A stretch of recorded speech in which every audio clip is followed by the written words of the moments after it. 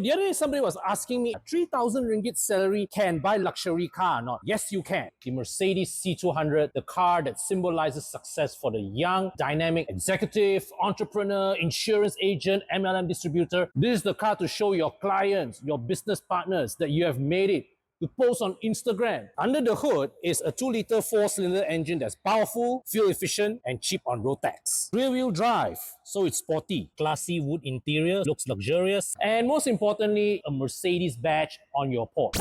What do you mean wrong car? So that script was not for that car, but it's for this one. Well, C200, still a 2-liter engine, also rear-wheel drive, wood trim, and most importantly, it's got a Mercedes badge sitting on the bonnet. So the perfect C-Class for you if your salary is 3,000 ringgit per month. And this C-Class here, meanwhile, is perfect for you if your budget is 3,000 ringgit per month. Follow me for more car buying advice. So recently on Threads, there's this image that went viral. It was obviously taken at a car dealership, maybe used car, maybe recon car. There's a banner there that reads Gaji 3,000, drive home a luxury car today. And there was a lot of debate that went on.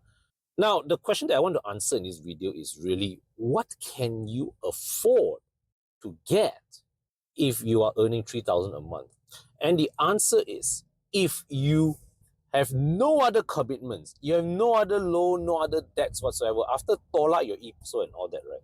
You still have 3,000 ringgit a month, the banks will approve you a maximum commitment of about 800 to 900 ringgit per month. And under the old system, that gets you some around 85 to 95,000 ringgit loan amount if you stretch it over 9 years.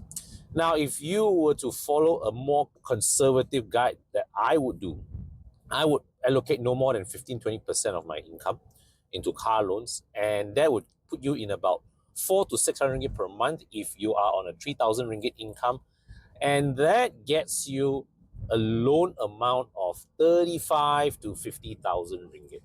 And the next guidance that I will of course ask is, whatever loan amount that you borrow, go check something 2 years older than what you're buying and make sure you don't borrow more than that amount. So let's just say that you decided to buy something with a 40,000 ringgit loan. Make sure a car that is 2 years older is still worth at least 40,000 ringgit. And the reason for that is very, very simple. You just don't know when you need to suddenly clear off the loan, okay? And you want to be able to, at a short notice, due to unforeseen circumstances, be able to sell the car in an emergency. I emphasize an emergency, if you have to do it. And the other factor also is that you may be able to choose when you sell the car, but you also cannot budget what happens if you get an accident and your car is declared a total loss. You want to be able to ensure that at any point in time, the market value of your car is still above your loan balance, so that you can insure your car enough to be able to cover your loan, right? So this is a factor that a lot of people neglect to take note of. Now, then the question becomes, let's just say that if you are to borrow 40,000 ringgit, what can you get? Well, if you are shopping with this kind of budget, at this kind of income, don't think about rushing into your luxury car. Think instead about, okay, let's set a target. What is the car that you really want? Calculate how much that you need to make in order to be able to afford buying that car. Work your way there. But in the meantime, buy something today that won't ruin you financially.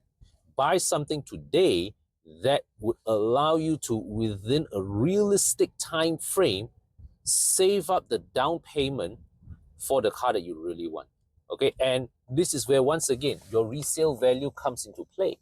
At the end of the ownership, when you decide to sell your car, if you don't have to top up money to the bank to clear the loan, what this means is that you have more equity, you have more money that you're able to throw into the down payment of your next car. Even better, of course, if when you sell your current car in the future, you have extra money you can take back to put into your next car.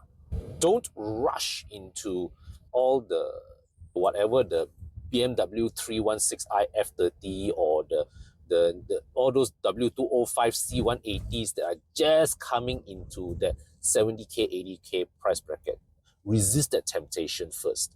Buy something today that you can comfortably afford, but set a goal, set a vision. What is it that you really want? Work yourself there and make sure that the car you buy today does not stand in the way of that dream. Make sure the car that you buy today, when you are ready to pull the trigger on the car that you really want, does not require you to top up money to the bank. All right, so that's today's quick advice. Thank you so much for watching. And of course, if you are looking to sell your car and you would like us to like people to handle the A to Z for you, Puspacom, JPJ inspection, basically convenience of having somebody handle the whole A to Z of the process for you, but still get back at least 85 to 90% of your car's market value. Please fill in the form in the description section below and my team will be in touch. All right, so to my next video, take care, stay safe. I will see you soon.